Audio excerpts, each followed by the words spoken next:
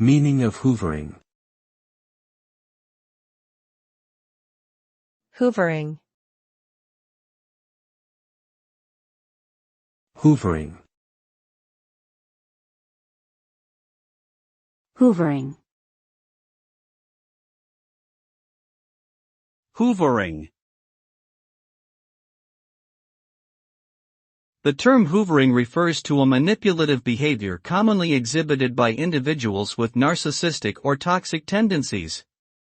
It involves the use of intermittent reinforcement and psychological manipulation to draw a person back into a toxic relationship or situation.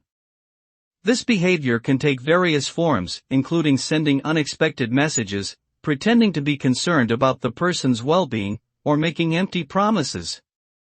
The goal is to regain control and power over the individual's emotions, thoughts, and actions. Ultimately, hoovering can be damaging, causing emotional distress and confusion, and preventing the individual from healing and moving on from the toxic dynamic.